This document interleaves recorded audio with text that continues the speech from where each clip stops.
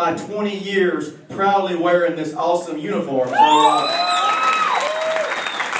never ever let anybody tell you can't do something. People have a lot of misconceptions about people who stutter. They think we might be less intelligent, but that's not the case. We're very smart, just like anybody else. I listen to what everybody says because I'm like, well, you say something dumb. Well, mine might not come out right, but I know what I'm supposed to say.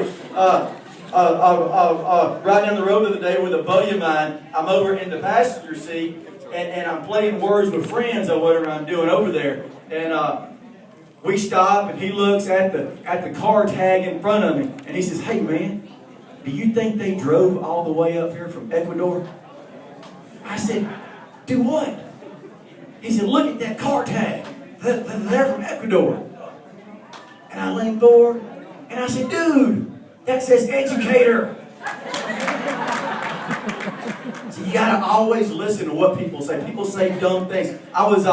When I was enlisted, I was a medic. Any medics in here? Woo! Doc, right? So they call you Doc. They call you Doc when you're a medic. And I was stationed at Fort Sill. And one day we were out doing some training, and I cut my finger.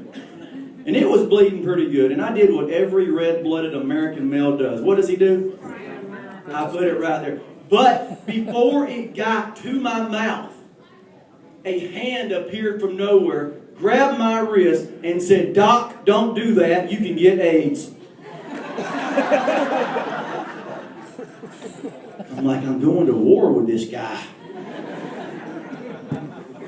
This is about 95. I was there at Fort Sill. We were out doing land nav one night, kind of dark outside. One of our soldiers was lost. Couldn't find him. This is before everybody had cell phones, but we had the little Motorola handhelds. And so we're talking to everybody else back. Can't find him. And I'm talking to him. I said, "Man, where is he?" "I don't know." I said, "Well, do you see anything? Do you see any mountain tops, any trees, any lights, anything?" And I'm not sure exactly what happened because he was on the other side of the Motorola. But I can imagine he looked to his right and looked to his left and then looked up. Because when he got back on the Motorola, he said, "Hey." I said, "What's up?" He said, "Do you see the moon?" I said, "Yep." He said, "I'm right underneath it." Again, I'm like, I'm training to go to war with this guy. One night, we were doing our medic training, and I was laying there as a casualty, and I hadn't been assigned an injury yet, and my NCOIC was supposed to do that, but he was running his mouth talking to somebody else. And so I said, "Hey, Sergeant, what's wrong with me?" He said, "Ah." So he's talking, and the next medic's getting closer to the next guy. I said, "Sergeant, what's wrong with me?" He said, I said, "All right." So he gets to the next guy, and I said, "Sergeant, I'm next. What's wrong with me?" He said, "You just got a big asshole." I said, "A big asshole? How they gonna treat that?" So enjoyed being a medic. I was stationed in Germany for a couple of years at Landstuhl, the best couple of years of my life, and had a soldier who was going to have surgery the next morning. So it was my job to do all the pre-op stuff, draw blood, urinalysis, and all of that good stuff. And so I drew the blood, and I told him I needed a midstream urinalysis. And I began to explain to him what that meant. That means that you urinate a little bit to get rid of any contaminants, and then you urinate into the cup so it's a midstream and it's clean. But he cut me off halfway through. He said, Doc, I got it. I'm not stupid. You're talking to me like I'm dumb. I'm not stupid." I said, "All right then, man, go in there." So this young soldier goes into the bathroom, comes back out about 2 minutes later, and has about a half an inch of urine in that cup. This guy had done a midstream urinalysis.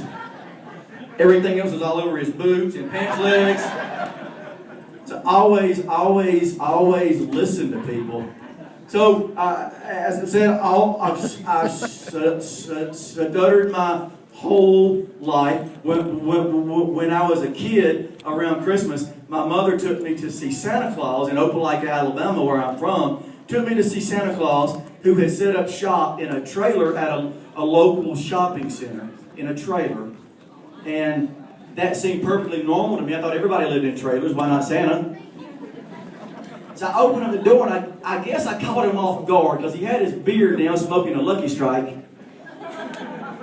And I sit in his lap, and he said, "Little boy, what do you want for Christmas?" I said, "Santa, let me get a skateboard." And I ran there Christmas morning and had 8 skateboards under the tree.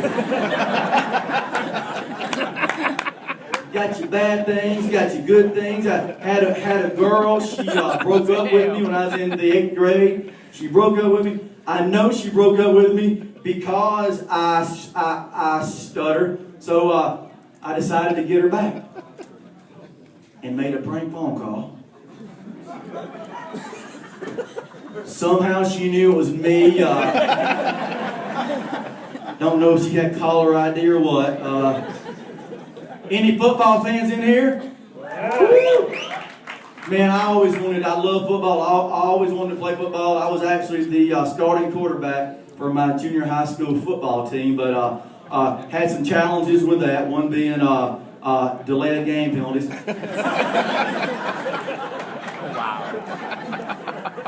The coaches frown upon that. But one game we were down by 5 points. 5 points, had all 3 timeouts left, a minute left in the game, and I just knew I was going to drive my team down for the winning score. And I drop back to pass, and I see my buddy over the middle, and I hit him for a 9-yard gain, and he gets tackled, and I run up to the referee. I said, "Time out, time out, time out!" And he charges with all 3 timeouts. We lost the game. Damn. Now, I do like for people to, if I can be serious for 1 second, is that I talk a lot about stuttering, but the intent is to not make fun of stuttering, is to bring awareness to stuttering through my humor. But it's something we kind of laugh at, but if you can put yourself in the stutterer's shoes and you see what he or she has to go through, then you see it's a little bit more challenging. I've been an active member of the National Stuttering Association in the last few years, and it's a fantastic organization. We had a conference in Florida in July, and it was a 4-day conference. Any other group probably a 2-day, but it wasn't Florida, so that was okay. And something you may not know about stuttering is that 4 out of 5 people